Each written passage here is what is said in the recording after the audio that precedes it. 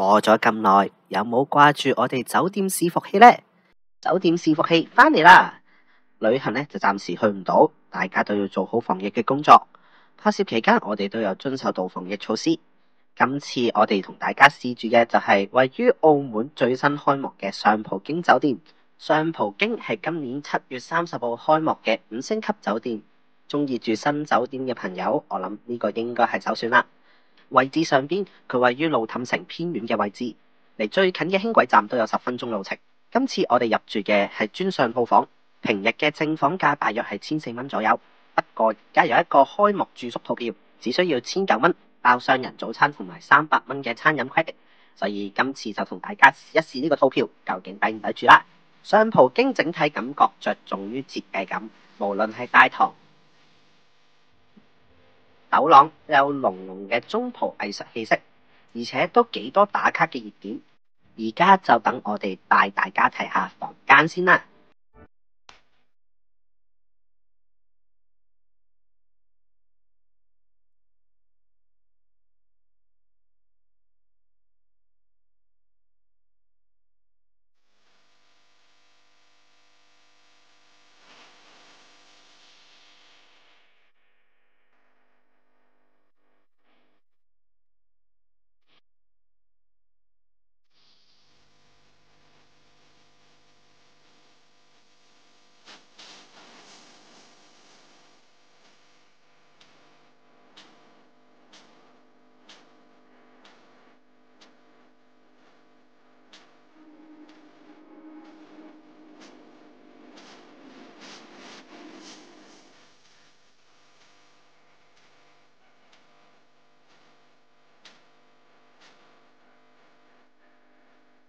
上葡京其中一個特色就係有一個只係開放俾酒店住客嘅綠茵盛景花園，住客可以喺3樓嗰度前往嘅，有植物迷宮，亦都有一啲可以打卡影相嘅位。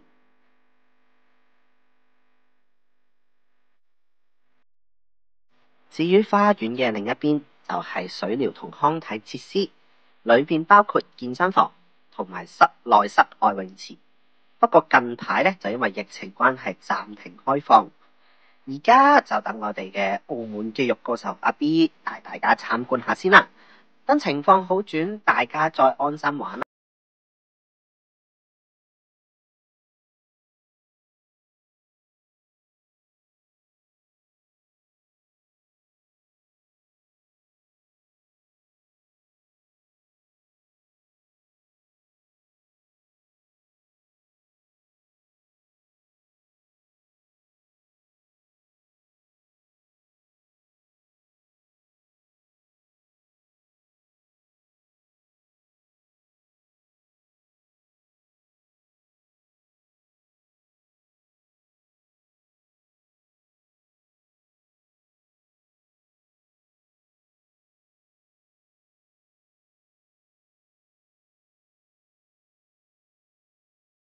套餐裏邊咧就有包括早餐嘅，而上葡京嘅早餐主要都喺自助餐度用餐。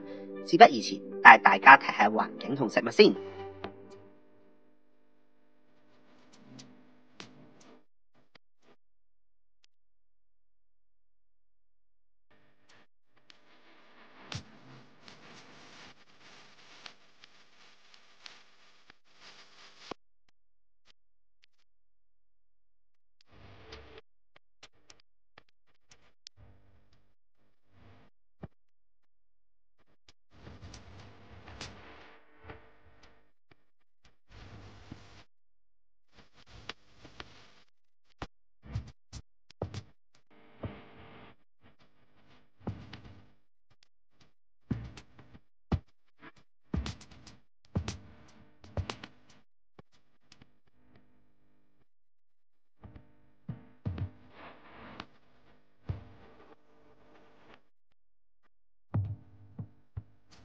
講咗咁多，係時候要講下佢優缺點啦。優點呢，我就覺得以酒店嘅設施同配套嚟講，性價比係唔錯嘅。酒店嘅設計都幾有特色，基本上每一處都可以成為一個打卡景點。而且因為係新酒店，有一啲配套上邊，我會覺得佢幾方便。例如係超多嘅 USB 接口位，方便大家理解嘅電子操控面板等等。而酒店我覺得最重要嘅床呢，佢床褥軟硬適中，而且有6個枕頭。缺點方面，我覺得其實房間有好多細節位要改善，例如係比較偏細嘅浴缸。導演我呢就1.8米嘅，我瞓咗落去浴缸，我淨係浸到隻腳啫。開關窗簾呢係要長撳嘅。人手分配上邊亦都略為不足，有需要嘅時候打電話去前台，我打咗3次電話佢先聽。泳池呢亦都冇救生員當值，家長呢就要留意一下啦。另外就係酒店嘅招牌賣點有啲令人失望咯。上葡京酒店而家主打嘅就係無老鍋同自助餐，兩者都係非常之難訂位嘅，而且食物水準亦都唔算太穩定。例如今次套餐包括嘅自助餐套餐，雖然有好多選擇，但係味道上邊大部分調味都係唔夠，又或者調味過度，只有啲酥皮麵包類，我係覺得佢哋合格嘅啫。希望呢啲情況只係初營運，未熟習，後續會有所改善啦。總結，如果中意住新酒店嘅話，或者想揾一間比較有特色嘅酒店，上葡京的確係一個唔錯嘅選擇。不過我認為佢嘅細節位要再努力做好啲先得，尤其是人手不足，呢度就真係令到我扣咗啲分啦。5分滿分，我會俾佢3.4分。我哋下集酒店伺服器再見，拜拜。